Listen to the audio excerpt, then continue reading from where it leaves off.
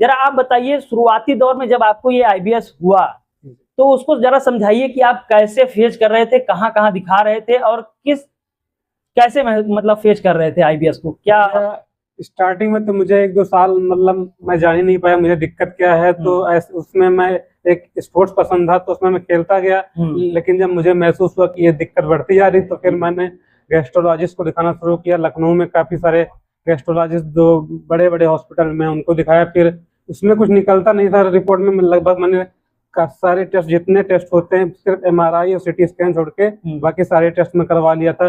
तो यहाँ से दिखाने के बाद मुझे आराम नहीं मिला। फिर कुछ लोगों ने सजेस्ट किया कि होम्योपैथिक वाली ट्रीटमेंट अपनाओ। अच्छा। वो भी मैंने 6 महीने अपनाई।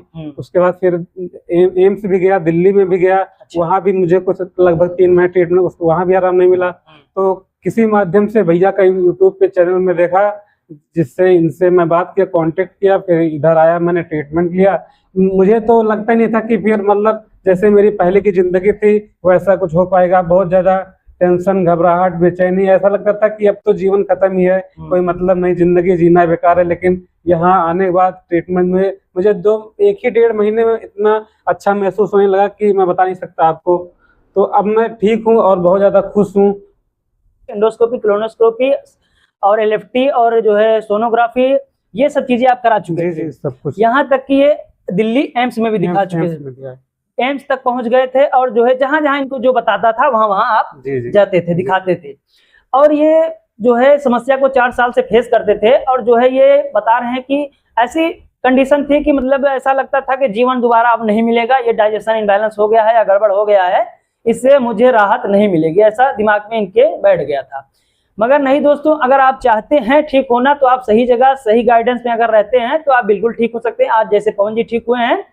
पवन जी जरा बताइए आपको सिम्टम्स क्या क्या होते थे 4 सालों में? जरा मेरे साथ मेन दिक्कत ये था कि जैसे मैं कुछ भी खाता था, यहाँ तक कि पानी भी पीता था तो वो भी ऐसा लगता था कि ऊपर ही रखा हुआ, डाइजेस्ट ही नहीं होता था। अच्छा। और ऐसे ये कम से कम कुछ नहीं तो 5-6 घंटे तक ऐसे ऊपर ही रखा रहता था, डाइजेशन बिल्कुल नहीं। और इसके अलावा पेट बिल्कुल साफ नहीं होता था, जैसे मतलब दिन भर में 4-5 बार मोशन जाता था, उसके बाद भी ऐसा लगता था कि पेट साफ नहीं हुआ, कुछ ना कुछ रखा हुआ है पेट में। भूख तो बिल्कुल मर सी गई थी, भूख बिल्कुल लगता ही नहीं था। प्यास वास तो बिल्कुल ही सब कुछ खत्म हो गया था। यही सब मोस्टली मुझे ज्यादा दिक्कत थी, जिससे मैं काफी पीड़ित था। दोस्तों इनको पानी बता रहे हैं, पानी नहीं पचता था 4-5 घंटे, इनके अब्डोमिनल एरिया में जो है नाभि के ऊपर एरिया में वो खिंचाव जैसा या भरा हुआ या भारीपन, वहीं पानी रखा है, नीचे जा ही नहीं रहा था, ऐसा महसूस होता था इनको। भूख नहीं लगती थी, कॉन्स्टिपेशन, कब्ज रहता था इनको, पेट ही नहीं साफ होता था बराबर।